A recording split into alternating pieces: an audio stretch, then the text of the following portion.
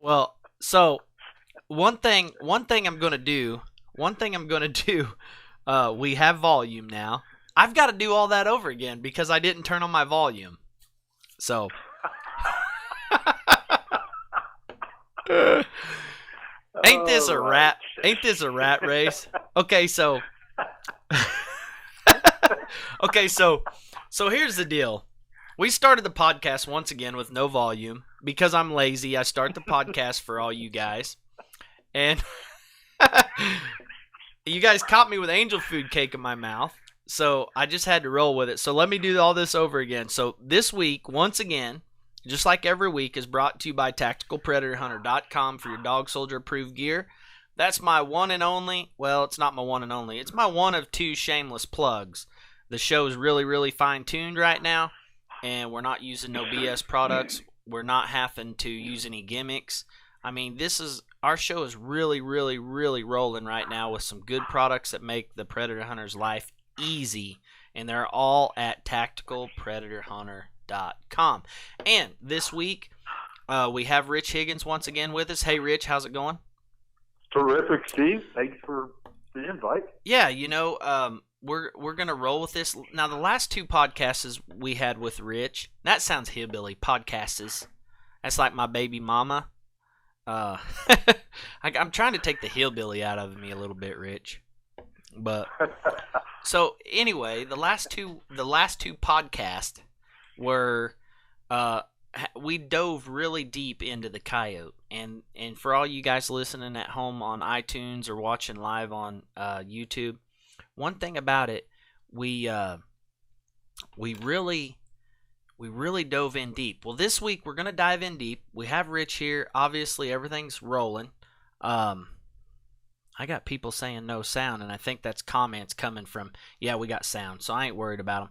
Anyway, so there's a lot of tactics and a lot of things I do, and what I'm going to do this week is I'm going to talk about some of them tactics, and Rich is going to talk about some, but Rich is going to not so much validate why they work, but he's going to tell us why they work, because there's a lot of things, and I'm just going to start it right now. Okay, no more hunky-dory, be funny, Steve Kreiner. I'm just going to dip right into the hard stuff. Okay, so Rich, um, you Sure. remember you remember when I first started calling the dogs, and so I called this coyote, and you might remember it, you might not. You've seen 100 hours, 100 million hours worth of footage.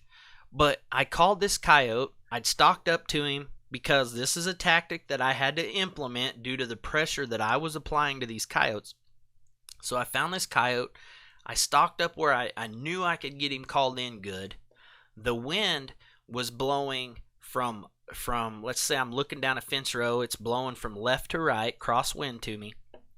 Wide open field to the right, 30 or 40 yard wide hedgerow that I'm setting in to the left, more or less. Now, you remember I called to this coyote, and this coyote started coming in, and he followed that. Remember, the sun was shining, and in the footage you could see the trees. It looked like the shadows of the trees looked like mountains laying on the ground, and that coyote walked the edge of them shadows like he was on a tight wire on the circus. You remember that?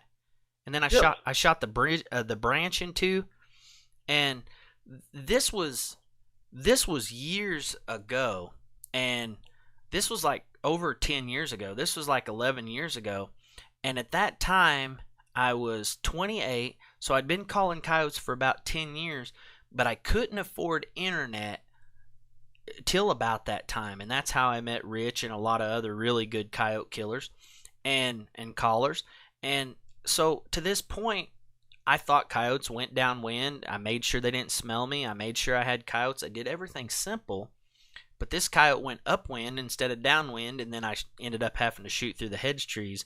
So what I want to talk about first, Rich, and I don't know if I coined it or whatever. I've called them this on video forever. Runways.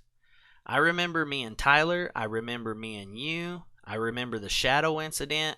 There's a lot of times that we will give coyotes the wind or give them a situation to approach the call as comfortably as possible and get their mouth shut with a 12 gauge. And it could be as simple as setting in a drainage ditch and allowing the coyote to either come upwind or downwind to a certain extent.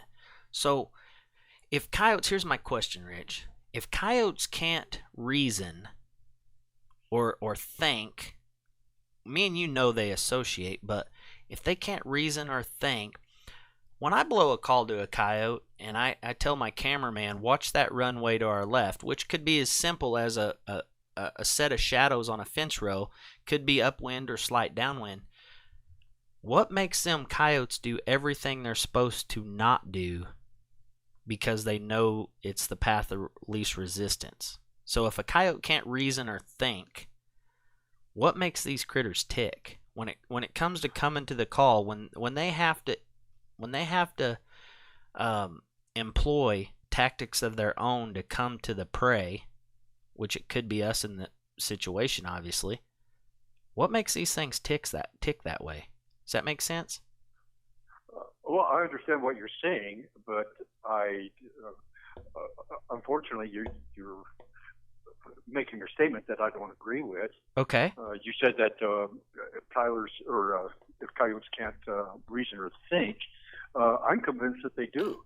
And a large number of research biologists that have a great deal of time in the field working with coyotes, studying their cognitive behaviors, believe that they're capable of cognitive reasoning.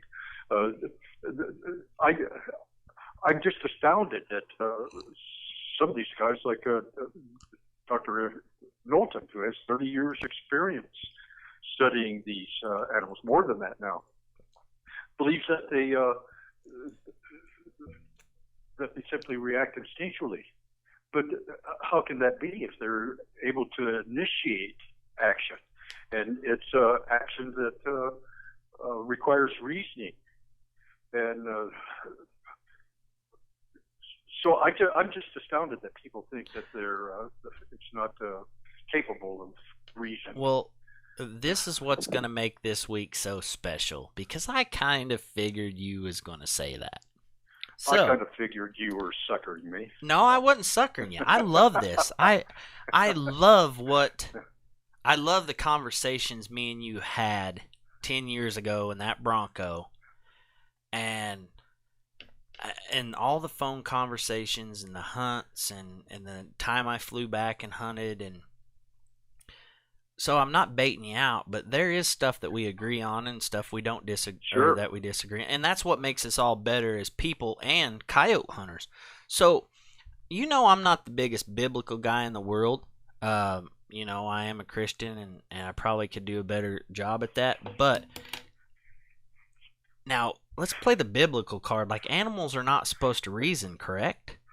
I mean, I have not read that passage in the Bible. I have not. Okay. The only thing that I've read in the Bible about the animals is that God gave man dominion over all of the animals, so the field and birds, the air, et cetera, et cetera.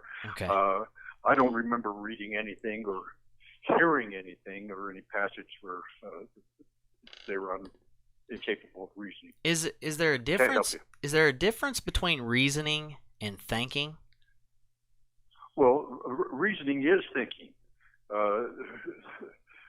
But it's more associated with interpreting, working out puzzles, and they're absolutely capable of that. That's the purpose of the cortex, the frontal and the occipital cortexes. Their job is to sort out the conscious thought, and let's see, Dr. Julie K. Young is now the PhD that's in charge of the Millville facility up in Logan, Utah. Okay.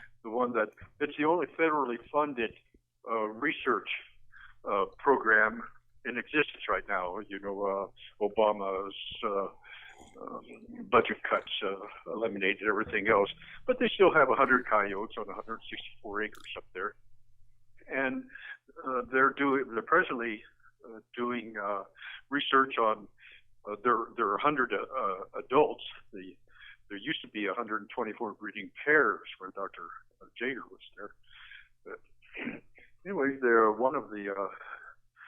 They do a lot of the tests and their research on presently is on the last one that I know about was whether coyotes can count. And then once they figured out that yes, they were capable of counting, then they began researching coyote interaction with risk evaluation, primarily, what they can get away with in the close presence of human. Okay. And so if an animal doesn't have prior experience, they have no instinctual memory to that motivates them. They have to actually give it some conscious thought.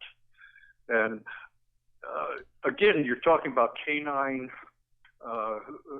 cognition. Okay. The U.S. military, the Air Force specifically, 10 years ago, no, 1997. So that's 20 now. They did a 2-year study, spent $7 million trying to figure out. It was called the Super Dog Project. They're trying to figure out how to improve the dog's performance, what motivated the dog, what were the genetic factors that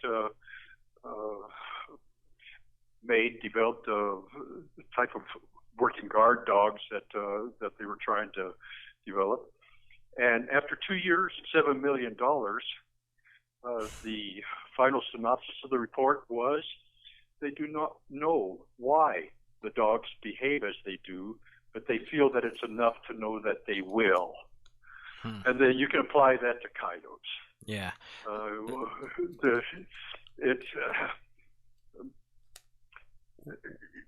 What do you think about the studies? And we're going to do more of a conversationalist type podcast probably this week because I'm very interested about a lot of things. But what do you think about the study with 100 coyotes on 100 acres? Well, I mean, really, I don't know. The reason I asked that is because I was in bear country down in Rapid City by Mount Rushmore the other day, and they had over 100 black bears on this acreage, and they were laying beside the road with their nuts hanging out like monkeys, scratching their bellies and waving at cars going by. I mean, so really, it's the truth. I mean, these big learned behavior. That's what I'm getting at. So how can they validate a study? Or I guess the certain types of studies you can, but how much can you really learn from a coyote with 100 other coyotes on 100 acres or 164 acres? It depends on how they design the project. That is something that I've written about extensively. That's something I talked to Dr. Jager about because there is absolutely no doubt in my mind anybody that's capable of reasoning but can see that these big studies, these well-funded studies of coyote behavior, the very act of studying them changes their behavior.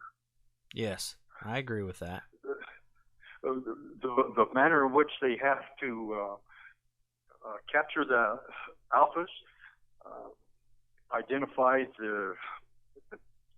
not just the gender, but the social status of each coyote, assign markers to them, such that absolutely changes their behavior. First of all, it drastically reduces their sense of security, which is the primary factor that determines their behavior.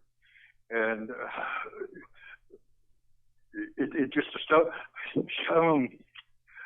I don't know if I've already talked to him about it.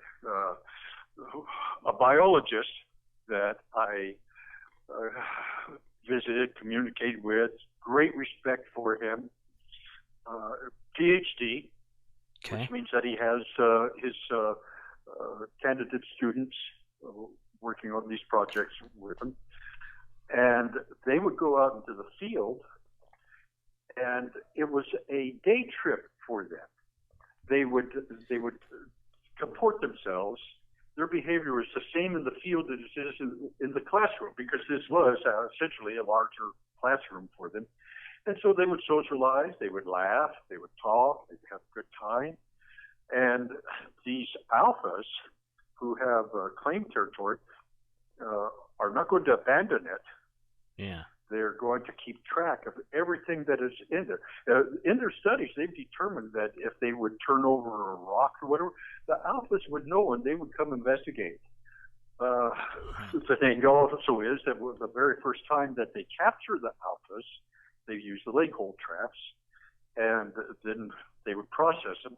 That's the last time they were ever able to trap them. Even though that 164-acre facility, Millville, they have up on the hillside. It's where the big, they're not really pens. Since they're fenced in, coyotes can't get out.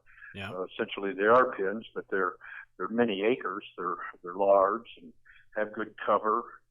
And then down at the bottom, there's a gateway for smaller pens, and that's where they feed them.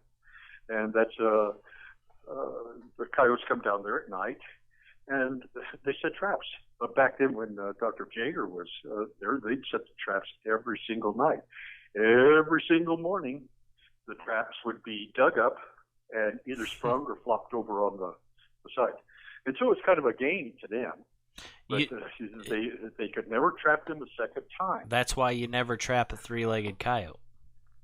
Yeah, probably so. If I've said anything in 11 episodes of these podcasts, that was the best thing I ever said right there. The fact of the matter is, though, that they would, after having trapped them, then afterwards having to capture them with nets from a helicopter. Yeah. They would they've altered all of these animals' behavior so much that they behave entirely differently now than they did before the scientists intruded in their habitat. And I just don't. And some of them just don't understand it. Yeah. Honest to God, and it amazes me because this PhD set out he and all of his students, they entered into the delineated territories, knowing where the boundaries were, knowing which animals occupied which status within the family group, the pack, and they've set up trail camps, and they discovered that they could get. They put in the trapping lures in order to entice them, but they discovered that they could get photos of all of the group members, all of the pack members, except the alpha male. They could not get photos of the alpha male in any of the packs in this area. And there were something like 10 or 12 packs, different packs. None of the alphas ever approached that camera and kicked it off. And so they devised a word to describe it and they called it neophobic behavior, that they were afraid of anything new. Absolutely wrong. Coyotes aren't afraid of anything new. They're curious. If anything, the opposite. Curious. Yeah. If anything, the opposite. And something like that will attract them normally. But here's the kicker. They've been trapped before, suckered into that position with a lure. They have to investigate any intrusion in their territory, and I'm convinced that they regard humans as competitors, and so they keep track of them within their territories. That's why they'll stand there and bark at you. Yeah. Just like they would a coyote that comes in. They don't approach you and nip at you until you flop on your back and fiddle in the air for them. Yeah. But normally, apparently that folk singer from Canada was expected to do that, the one that was killed by the two coyotes a few years ago. I actually talked about her, the folk singer that got killed in the park, right? Yeah, that's right. Yeah. Yeah, I Well, got my they dates attack, mixed up. They Yep. attack children down here too. Yeah. And generally it's near the dens, and they usually Yep. bite them in the stomach. And what they're trying to do is either repel the intrusion or to make the intruder submit, flop on the back, settle in there for them. And Yeah. they'll either stand over or they'll back off. Yeah. And that's what these coyotes have to keep track of any intruders in their territories. And so the group of students, the biologists, come in, they're talking, they're laughing, they're socializing, they head out and set up the cameras and establish the lure. Well, the subordinate members of the pack generally leave them alone. But the alpha male most assuredly will be in the neighborhood. He'll be following along. If he can't see them, the sense of eyesight in coyote is the third most important sense. Smell is first. Touch, I don't understand that sequence, but touch is considered to be the second most, which is why blind coyotes can actually live and function. Yeah, I probably, from trapping a little bit, I'm not no best trapper in the world, but I've trapped a couple coyotes, and them things, like, there is no room for error when it comes. You would think when after 2 years of not trapping a coyote, and then finally somebody like Jordy Jamerick, you remember Jordy? Oh yeah. Says, dude, you're not bedding your traps. I'm like, no, I'm bedding them perfect. And he's like, no, you're not. And then he's like, spend 30 minutes setting that trap and make sure that thing, you could drive over it with a truck and it's not going to move, Obviously it would go off, but so, man, I caught a double. Like, the first week it was trapping season open, and I did what Jordy said. I put my stake right, and I set it. Everything was perfect, and hell, I went to catching coyotes. I mean, how? I just don't understand how you can, like, we walk on mud. We walk on mud, soft dirt, caliche, hard dirt, rocks.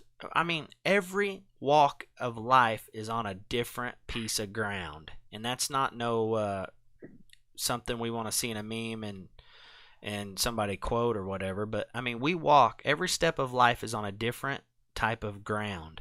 How in the hell does a coyote walk up to a trap set and know that jaw or that trap tilted just a second? Like, how? I mean, I agree with that. I'm surprised their sense of feel ain't their first. Really, I mean, they use it so well. I mean, it's nuts. So I agree with that. That their sense of their feeling, I guess. Sense of touch. Yeah, the sense of touch. Yeah, second most important of all the senses. I totally agree with that. Amazing. I don't understand it. I don't disagree. I just don't understand. Yeah, I don't understand it either. That's what I'm getting at. I'm just like, the thing about coyotes, they blow you away. When I have somebody like you on the podcast, and we're not mouthing about politics or whose sack's bigger than the others. When I finally have somebody on the podcast that, like, really, I mean, little facts like that is why hopefully these guys are going to keep watching. You have to be careful, very, very careful with little facts like that, because you can. So many people, including these biologists, will draw false conclusions from personal observations. Just like this setting the trail cams cannot capture the image of a alpha male on a trail cam, and he actually wrote a paper, published a paper on why coyote alphas, males, won't approach them. Yeah. And I disagree with it. Can I give you my theory on that? Because I've been with them whenever they set them up. they do not. They don't stalk it. You have to stalk your stand. Yeah. If you do not, if a coyote knows that if he sees you or smells you or hears you approach, yep. he's going to approach it entirely differently than yeah. if he's napping and all of a sudden he hears prey distress or he hears a coyote, another competitor, or whatever. He's going to approach it entirely differently. You're going to alter Absolutely. his behavior just by alerting him to that. And these biologists that have a mobile classroom with questions and answers and comments all the way out there and all the way back, they have a shadow that, and when they download the GPS collars that are interrogated by the satellite, and they have that computer animation placed on the disk, and they play it back, they yep. see that. And it just astounds me. The doctor was not a doctor. He was a master's thesis, Mike Ebinger. He was conducting a concurrent study out there at Mud Lake with the very same animals that we were calling to 10 years or so ago. And his was simply to trying to register, trying to understand the behavior of coyotes that have been disturbed in their habitat by human intrusion. And he would simply walk out, he'd drive his truck out, get out, walk. First of all, he would use his UFH or UVH antenna, yeah, and locate the coyote's collar, and depending on the frequency, he would identify its social status and its gender, and so he knew where the coyotes were, and so he would simply walk out in a circle close enough to that they would detect him, because he would do this by himself. And then walk back, and later on, whenever they would capture that animal 6 weeks later and download all the data from the GPS collar, they find out exactly how they responded to his intrusion. And all of the alphas would detect him as coming because they could hear that truck. Yep. And at a long distance, and they would just keep track of him as he would swing out and about. They would move aside so that he would go on past, and they'd follow him, just in big circles. So they keep in tracks of the intruder, and it's just normal behavior for the coyote. And it's only the alphas that do this. And the only difference between an alpha male and a beta is that he's the breeder. That's only criteria to be an alpha, is to be fertile and to have a mate and successfully raise a litter. That's it. But that process somehow changes them. I don't. They behave entirely differently than the betas do. You know, I remember so much of this from past conversations. You know, I tell everybody in my seminars, which I am going to do a little tour this winter. I booked the Iowa Deer Classic and some other shows down in Texas and stuff. And, you know, I tell everybody, if you get seen, heard, or smelt, like, you got to have coyotes to kill coyotes, but you got to be able to get to them. And I regurgitate that so much. I tell everybody, like, yeah, my buddy Rich taught me if you get seen, heard, or smelled, a coyote can do 3 things. And then they can either come to the call, they cannot come to the call, or they can sit down and try to figure it out, or think, for you people that believe they can think. So, like, this is the best podcast ever, Rich. You should just, I'll sell you this podcast. You should just buy it and take it over. And Are you kidding? No, you should just. No, No, Steve. Then it's work. And Dude, work you ain't isn't as kidding. much fun as being a guest. I'm not trying to change the subject because we are going to roll with this, but I'm getting ready to start another podcast, I believe. Yep, I'm going to tell you about that right now. Why I'm thinking of it. It's called Fearless Conversations with Steve Kreiner, and just kind of a just kind of like a life adventure kind of podcast, talking about everything. But anyway, we'll get into that a little bit later. So we talk about these studies that you have been a part of, and you've witnessed some of them, and you know how coyotes react. You know that coyotes can hear like a lip squeak or a rodent at a quarter mile because you've seen it on. I mean, you've seen the data. I remember you teaching me that. I remember you teaching me about a lady. I don't know where she was at, but if she howled at the wolves with her voice, they'd answer her back. But if she used electronics, they wouldn't. So we know coyotes and wolves, or canines in general, we know they're top notch. And I want to talk about some things right now, just kind of stop where we're at for a second. You mentioned, how these coyotes, you can watch the data, and he drives in there and he figures out social status and gender, and because they're hearing him. And we're talking about trail cameras and alphas not being able to get their picture taken. And my first initial thought was, well, the reason they're not getting their picture taken because they're sitting there watching the dude put them up, probably because they're not making any quiet or any type of effort to be quiet. So let's just talk about different, like, for real quick, like, why is it that we can pull off, and this is a generic question probably coming from me. You'd probably expect something maybe a little more interesting, but for some of the people that may be watching that don't know, why is it that if we go down to Arizona, we can stop our truck, and it really kind of don't matter sometimes, but if we stop our truck, we can go over a little knoll and call in a coyote.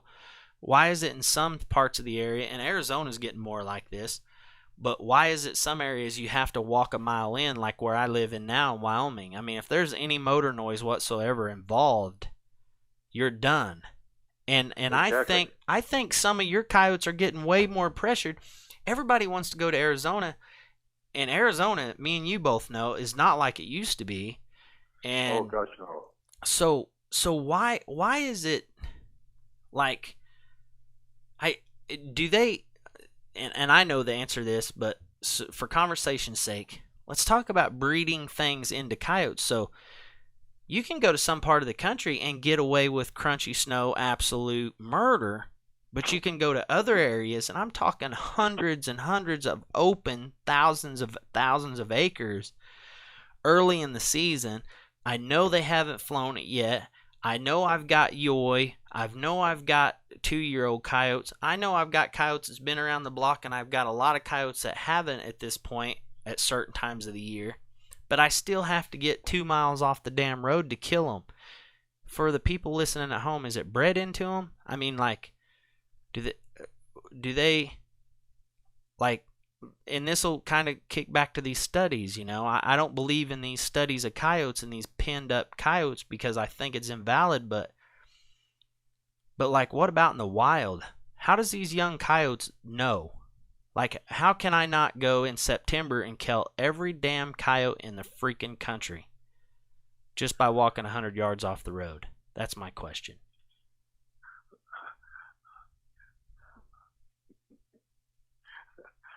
Well, you can thank Fox Pro. No. Quite honestly, 15 years ago, actually, you could go any place in Arizona and pull over. Tyler and I run contests just along I-10 Yep. in his little Mazda sports car. We just pull off of the freeway onto the grassy area, and there's a right-of-way fence right there. You can, in Arizona, you can shoot anywhere Yep.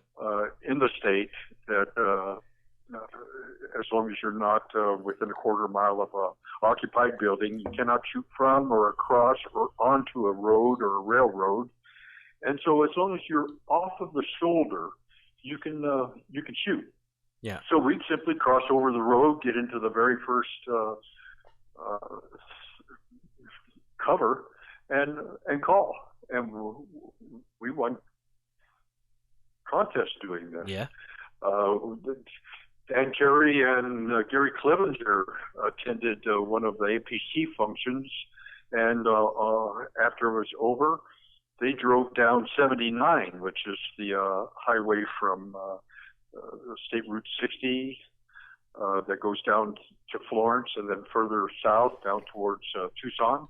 Mm-hmm. And it's heavily called by everybody, but they would just do exactly that. They just pulled over to the side, walked across the fence, went out 50 yards, called. And in the 2 hours that they did that, Tyler, do you remember what the numbers were? I think they got five coyotes and a bobcat. 2 hours. I don't get just doing that. And the reason is that they were doing something that everybody else was not doing here. They were not calling the coyotes towards perceived danger. Gotcha. Nobody had ever done that on the big roads. They go through the gates. They go out in the back there and call them. And so that's the whole thing is to find out where everybody is calling from. If everyone in your neck of the woods up there just pulls over to the side of a tank, walks out there and calls, it's harder than hell to get a coyote to approach it towards that road because it's an area of perceived danger. Well, how does the young of the year know this? That was my question. Herding technique. How does the young of the year know not to approach rattlesnakes? It's the parents' job. They're very good parents. They really are. They take care of these kids. Okay. It's denning season is just is over here now. It's only 3 to 4 weeks long. Yeah. That's all the time that the puppies are in the den, and then they move up to what are called rendezvous areas. It's areas of heavy cover, and they're still vulnerable to predators. Golden eagles, great horned owls, even the harris hawks around here. Yeah. Bobcats, anything that take them if they're not looked over and protected by the parents. And the parents actually teach the kids how to avoid what is dangerous and how to avoid it. And they do it with what's called herding behavior. They simply a little nipping at the flanks and nip them away from it. Gotcha. And you know what? The very best. There was a guy on Predator Master sometime back. He was a Marine out of 1,000 Palms or 29 Palms. His partner was a retired police chief. You know who I'm talking about? His name was Tim something or other. They did a video. And it's called, I believe, Coyote Rage. I can't remember. On this video, he and his wife were driving up to Las Vegas from 29 Palms, and halfway up or so, he was in the process of filming the video. Okay. And halfway up or so, they saw a good area he'd like to call. And went over the side of a hill, and there were 3 coyotes down there in a little valley, not far from, a couple hundred yards. So they were mousing. And they sat down, got set up, did it properly, and started the calling. And all 3 turned. They're using a foxborough, and all 3 coyotes immediately turned and came at a nice, happy lope towards the caller. And they shot the lead coyote, and the other 2 made a right-hand turn immediately and just hauled underneath the fence and were gone. The very next, they went on into Vegas, spent the night. The next day, they're heading home, and they see that area, and just for grins, went out, set up the same place again. And there were 2 coyotes out there then, and as soon as he started calling, the closest coyote, raised its head and looked towards him, and the coyote that's beyond this one started loping towards the call. Man, she lit into him, bumping him with chest and nipping at the flanks, and got him under that fence and gone. Herding behavior. She had learned, obviously, from the previous day, and she was imparting that warning, alerting of the danger to this other coyote. And they're capable of observational learning. They can watch something, and if it's unpleasant, they learn to avoid it. And they're obviously, the parents are capable of passing that information on to others. And I don't. Let's see. I think a couple of weeks ago we discussed not only behavioral modification, but how to develop certain behaviors in animals, and that it only takes 3 generations to do so.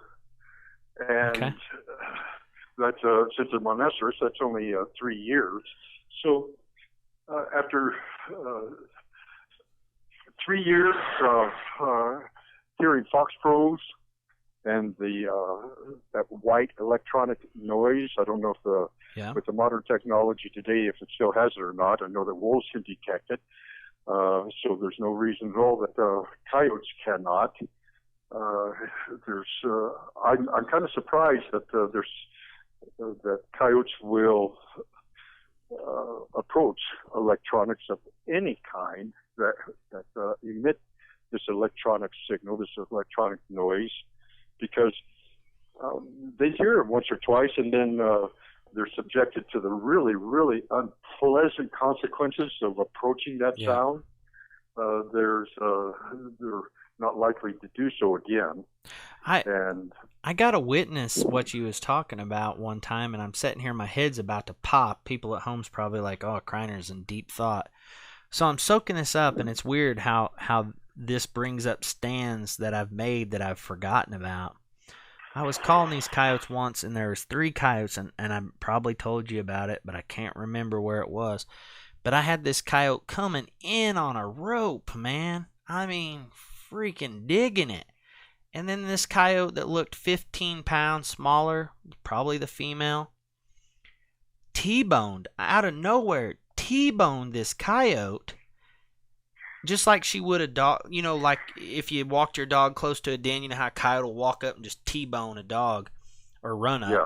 So she T-bones this coyote and just rolls it, and then she jumps right over the top of him. And then I'm watching this in binoculars, and I can see her head, moving, and then all of a sudden I hear, that sound.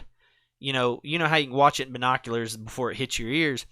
And that coyote got up, shook it off like it was just got out of a pool, and then looked at me one more time and turned around and walked off with its tail down.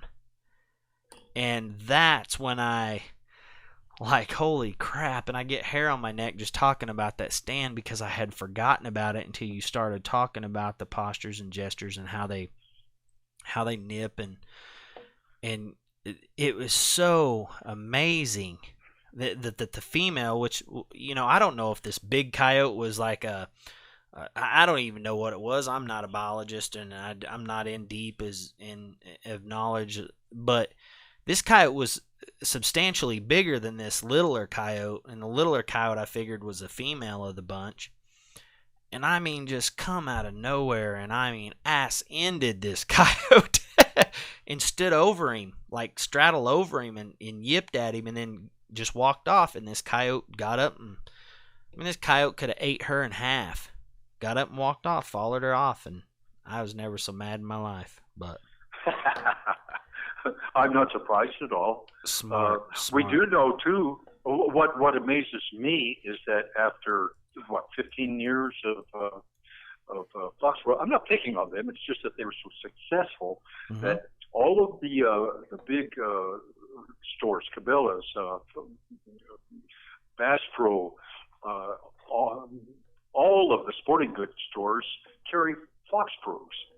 And they couldn't keep them on the shelves I know 10 years ago, they couldn't keep them on the shelves. Everybody was buying a Fox Pro and going out in the desert and pushing that button.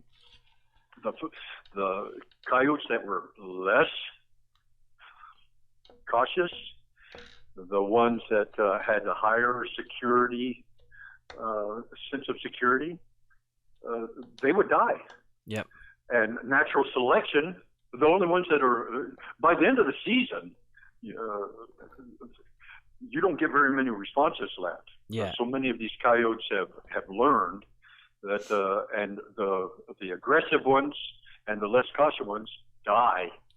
And so they don't pass on those genes. The cautious ones pass on theirs. You wouldn't. So after 10. Go ahead. Go ahead. No, you go ahead first. Okay. After 10 breeding seasons, if it only takes 3 years to instill a characteristic or a trait, after 10 years of the cautious coyotes passing on their genes and not the aggressive coyotes, I can see it really, really altering the nature of the coyote, at least Absolutely. in given areas. At least in given areas. And the thing here, since you were asking about Arizona anyway, the season never closes on, of course, and people buy their Fox Pros or any of the number of electronic calls now and go out and hit it constantly. And they don't stalk their stand. They alert everything within, they slam the doors, they talk on the way out. They push the button and broadcast this white noise, and then they walk back to the truck and drive off and do it again. It doesn't take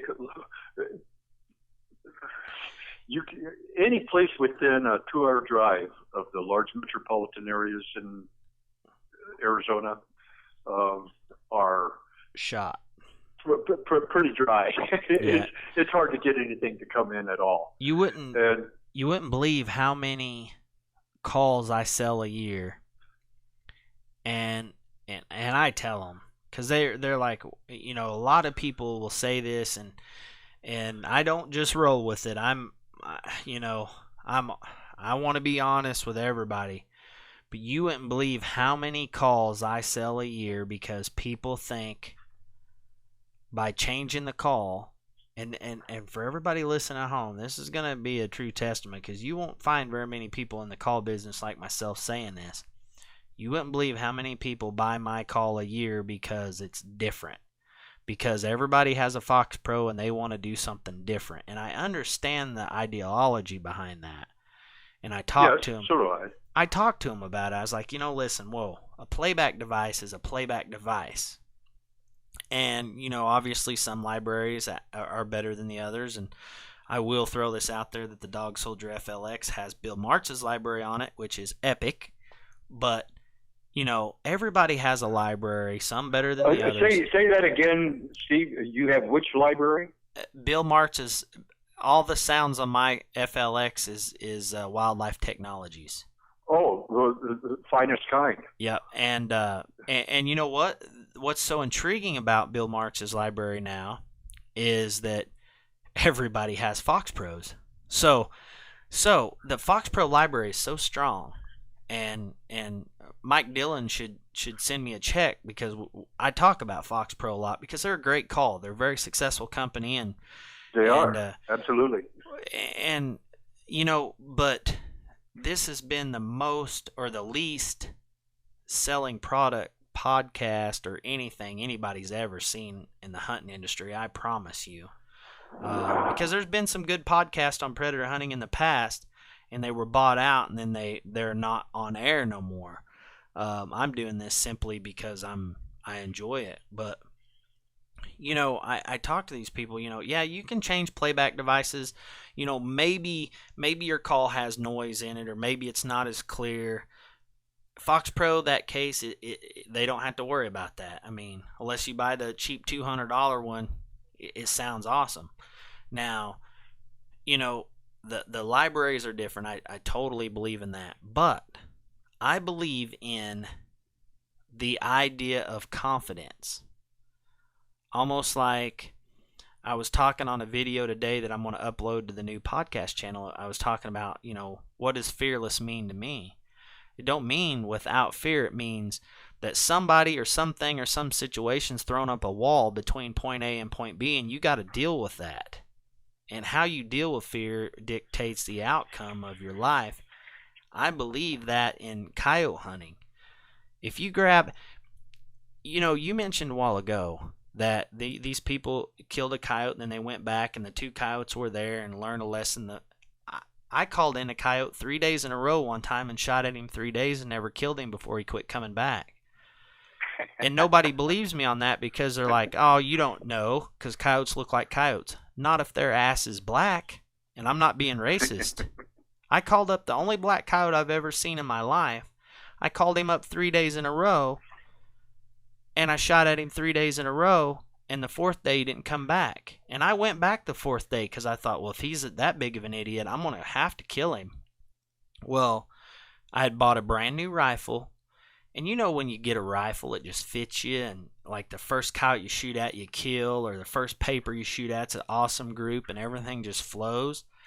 I believe in coyote calling, or any kind of hunting situation, or even any object in life or situation whatsoever, is dictated by a first impression. And if buying my call gives you confidence, give her hell, because confidence, I believe, makes people better no matter what they're doing.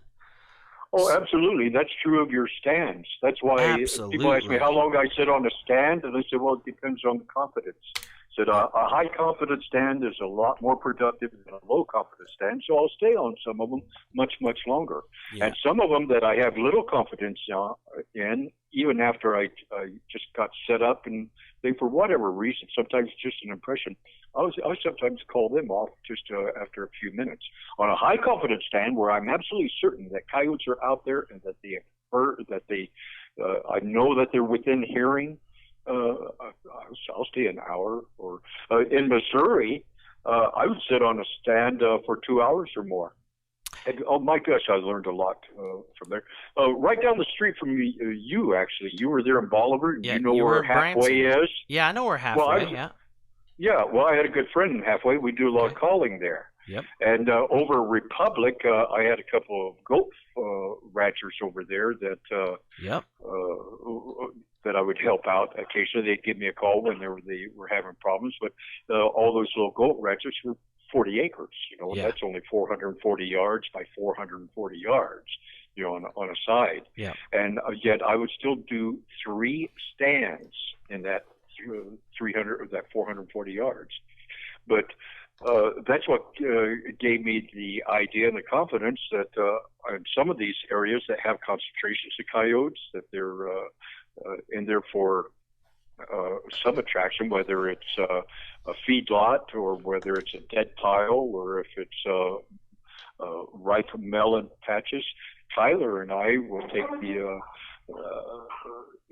hit the thick stuff close to them, and we'll take the ladders and we'll do a stand, and sometimes only move 50 yards, and set up the ladders and do another stand and bring coyotes in, and then just move 50 yards, set up, and it's the changes in direction that the coyotes did not respond the first time or second time. We sometimes will do in just a small area. We'll do 6 or 7 stands in that area. And I learned this just from hunting those 40-acre plots there in Missouri. They're heavily forested. You can't see, but they're always surrounded by pastures, open pastures. Yep. And so I learned to go out and lay in the open pastures 100, 200 yards with a good high-stepping, flat-shooting rifle on a bipod, and lay out there in that pasture under my camo net and call them and make sure that I was downwind from them. Yep. They'd have to leave cover in order to pick up my scent. But so many times they come up to that fence, and like you were saying about the shadows earlier, stepping along the side of the shadows, it's it's a form of cover. It's Yep. light cover, but still it's a form of cover, and that their sense of security plummets once they Yes. step out of it. And they come up the fence, stick their head out. And being Missouri, I always know which direction to look because the squirrels and the jays are Yep. giving them up. And oftentimes it'd be an hour and a half after I quit calling that they would come and investigate. I did that right here. I don't know if you remember this or not. I did that in response to a question over on one of either Leonard's board or Dan Carey's and my board. There was an area over in North Scottsdale, a nice big wash, Yeah. and it had it was 10, 15 yards across. The wash was with nice steep banks, and it had a big bush. I don't know what kind, like a thick bush that was probably 10, 15 feet long and 4 or 5 feet deep across, extended all the way down to the wash, covered that whole bank side. And I set up the camera, the good video camera, on the opposite side of the wash, and camouflaged it with the nets. And then I sat down, went over to that bush, sat down at the edge of it, Yep. which was on the upwind edge of the bush, and started calling. And I misted everything down real well, Yep. Lots of mist, and began calling. And I called for only 5 minutes, and then I got up and I left, and gave it 1 full hour. That's how much tape I had in that camera. And then I went back and retrieved my camera and took that. Well, at the 19-minute mark, after I got up and left, Coyote came in and nosed around, investigated the whole thing.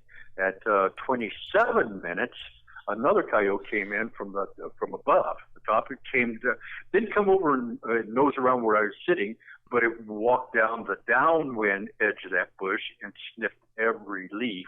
Yeah. Of course, there would have been the mist that would contributed to that. But it was interesting, just that one stand, after 19 minutes and 27 minutes, have a coyote show up and investigate it. Yep. I tell that story all the time. I remember you telling me that story. That's Oh, I'm sorry. No, I love it. myself. I'm sitting here smiling. People's probably at home like, Kreiner's an idiot. I'm sitting here smiling, not saying nothing, soaking all this in. I love it, man. It's so refreshing. You know, that brings up a tactic that I want to talk about, and then it's about time we're gonna have to go here in a minute. But so during the World Championships, and this is kind of, I use your story you just told us, and then I use another story when we're talking about scent elimination and how coyotes, even though they know you've been there or they know you're there, that they still mess up and why they mess up.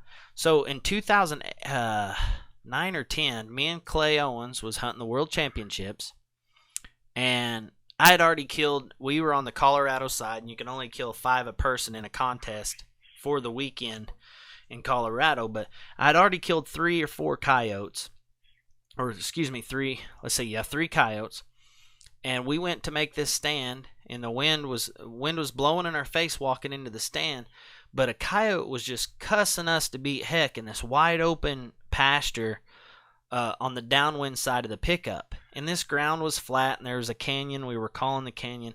When we were walking back to the truck, this coyote was still cussing us, just burr, burr, doing his thing. And I got to the truck, and I remember Leonard talking about it a lot, but I also remember you talking about it. I looked at Clay, and I said, give me 5 minutes. And I just shut the door and sat in the road ditch, and he drove off. And 3 minutes later, I had killed one of the biggest coyotes I'd ever killed. I mean, a big old male coyote. Sat there and watched us walk to his stand. Sat there, watched us make sounds. Sat there, watched us walk back to the truck.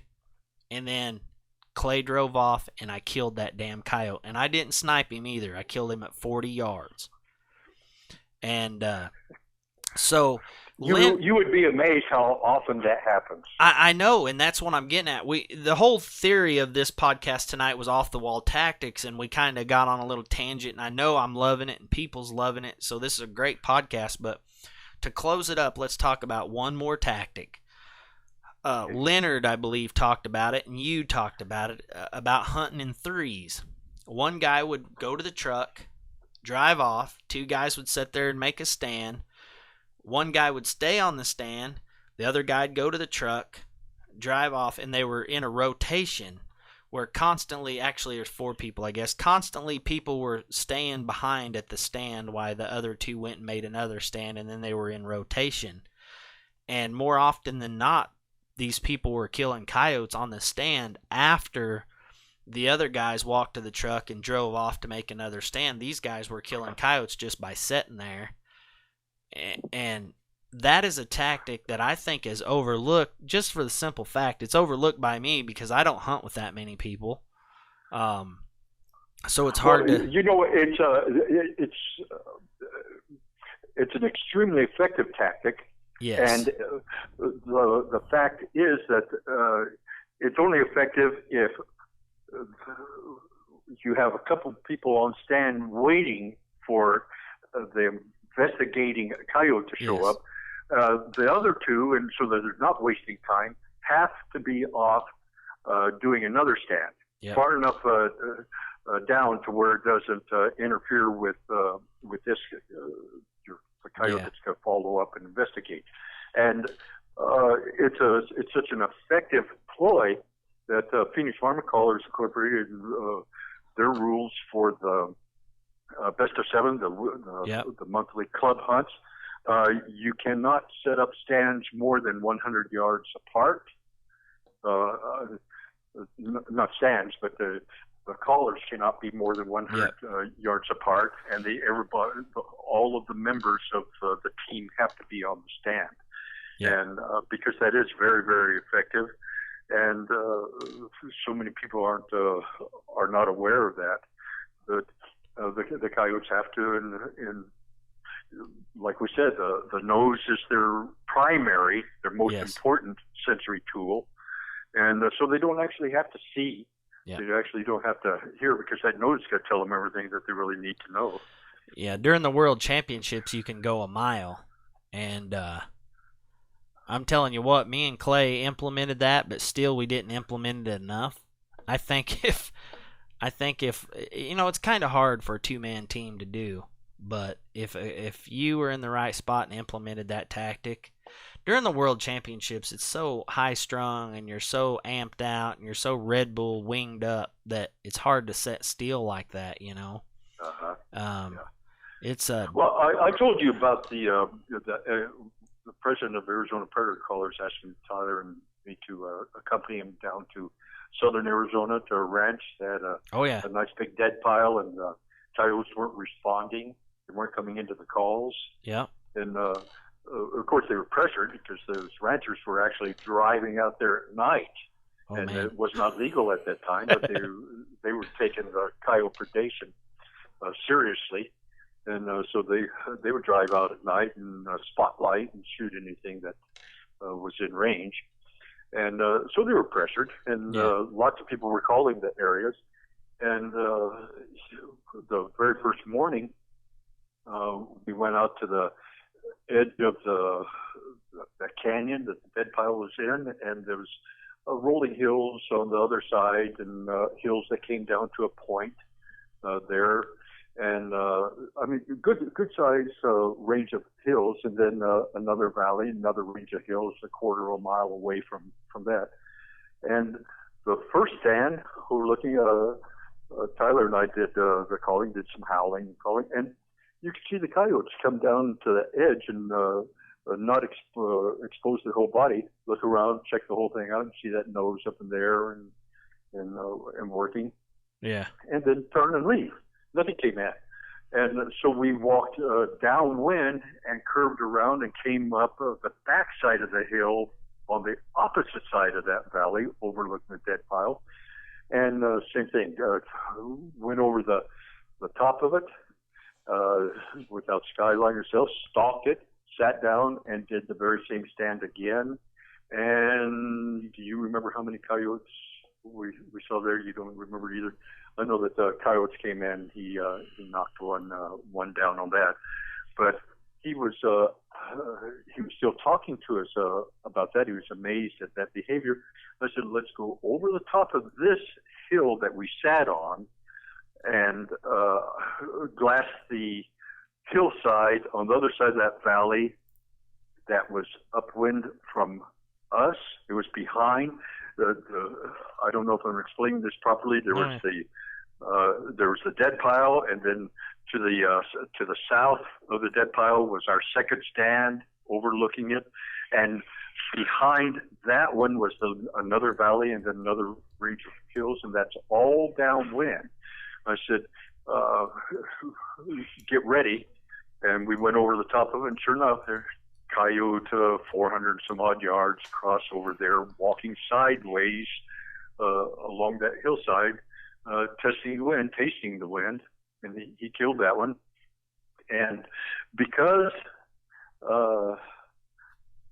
they were pressured, the next stand that we went to, Tyler likes this one. We came up to another little valley just like that was well brushed in, a lot of cover down in, and it was classic. We were setting up on the below the lip. We weren't skylined.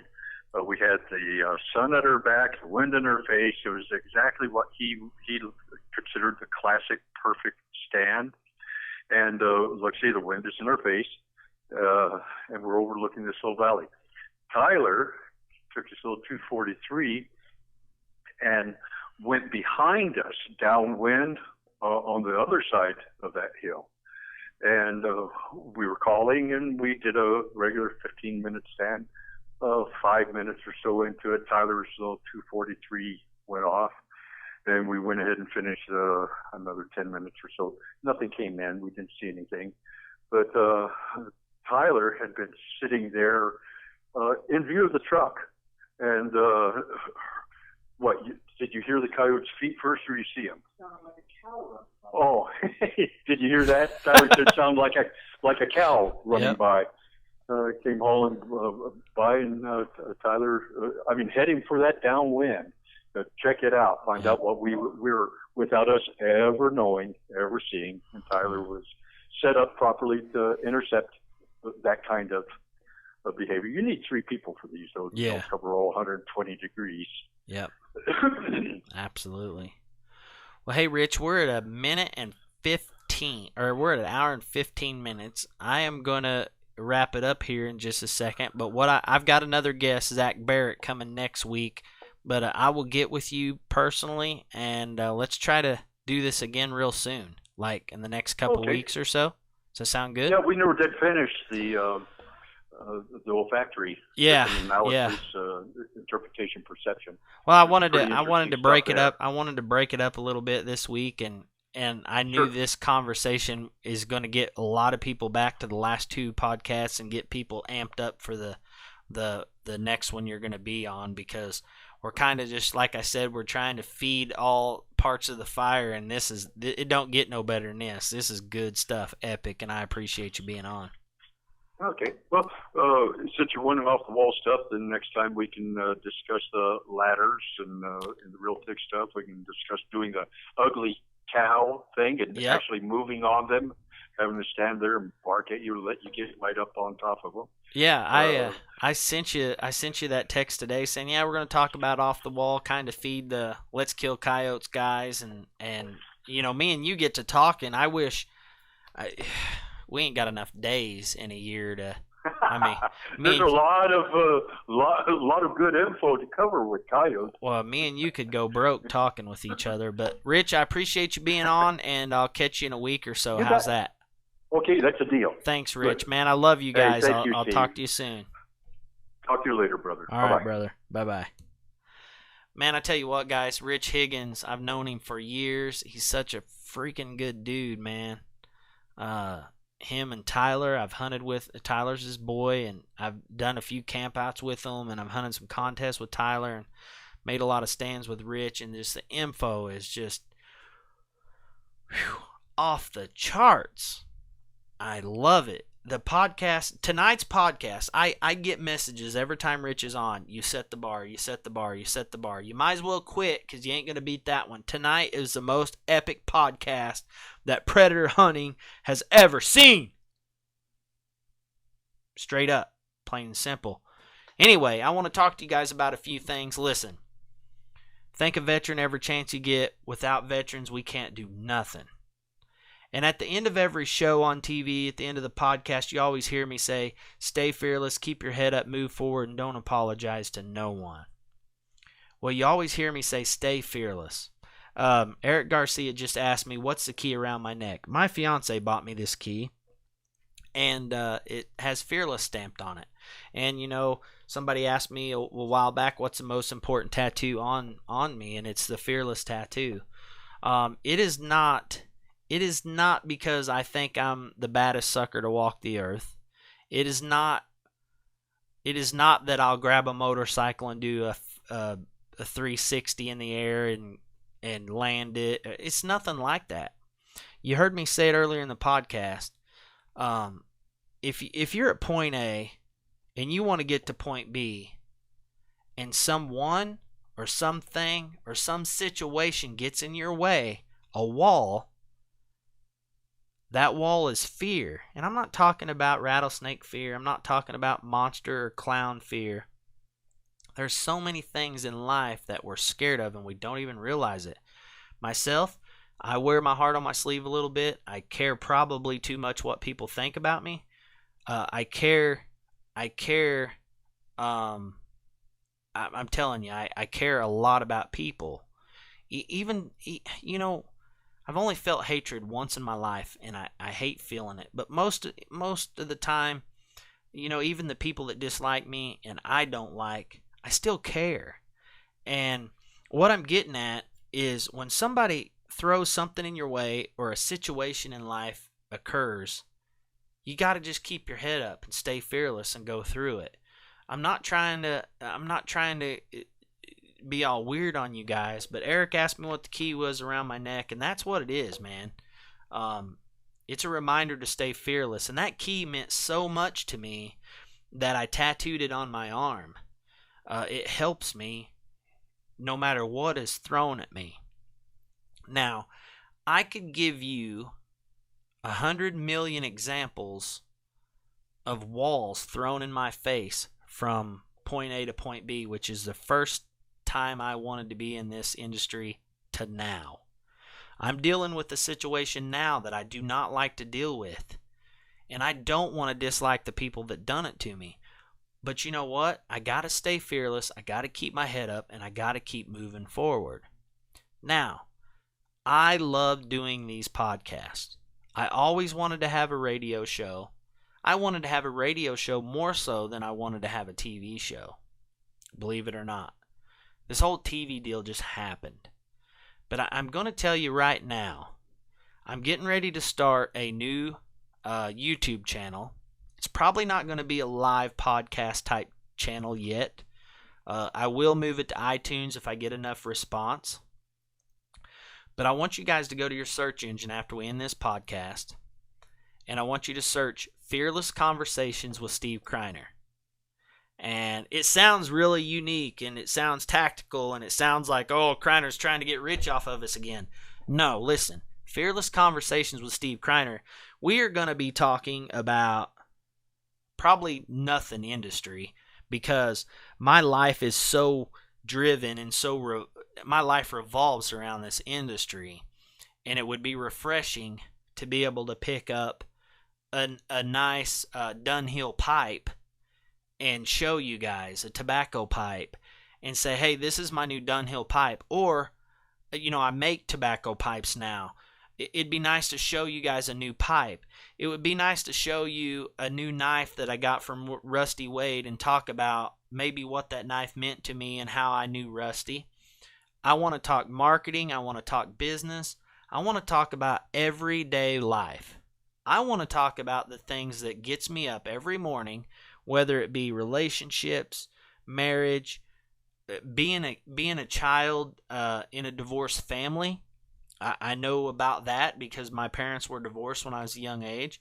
I want to talk about how I dealt with it with my sister. I want to talk about friends that I've had throughout the years that I don't have no more and how them situations affected me. But, most of all, it's just going to be conversations with you guys. But, and I'll tell you right now what drove me to this decision. In the last month, 2 acquaintances of mine have decided to take their own life. In the last several months, I've had a guy that's like a brother to me fighting PTSD, severe depression, and alcoholism. In the last little bit, I've had a friend that's really good friend of mine, really dear to me, deal with being in a rut. And it got his head all messed up. And he texted me the other day, right in the middle of me thinking up this goofy idea. He texted me and he said, "Hey man, I'm riding a bike 10 miles a day and walking, and I'm helping a guy log. Thanks for having me, and thanks for helping me get my head right." Some kind of switch flipped in my head in the last month. No kidding. I don't care I care about my TV show, obviously, because it's my career, and I care about my friends like you guys and the other 15,000 people on the fan page and my YouTube channel. I care about the hunting industry so much I can't hardly sleep at night because I think about it so much. But also, I care about people, which is weird to me. This very computer right here that you guys see right here, which is my fiance's Mac because mine's broken. That's why it's got a purple cover on it. When I was talking to this gentleman, he had gave an aoudad hunt up, and I bought this aoudad hunt for a fundraiser. And the night before he killed himself, I had a little bitty conversation, but I'd known this guy for years. I had a little bitty conversation with him about this aoudad hunt. I'm not putting the burden of what he done on me because I did not do that. Severe depression done it. I don't know details because I've not talked to his wife and I wasn't that close to his family. But the thing about it is, guys, is that dude was right across the screen, man.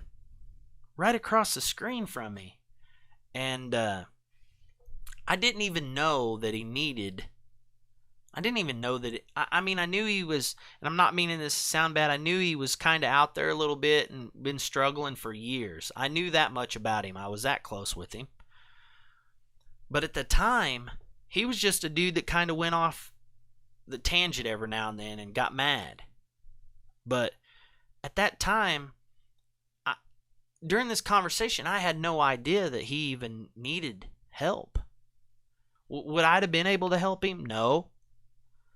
But maybe in Fearless Conversations, the new YouTube channel I'm going to start is it's not a therapeutic. It's going to be more therapeutic for me because I'm just going to be able to ramble. Might not be watched, it might be watched, but you know what? It's there for me.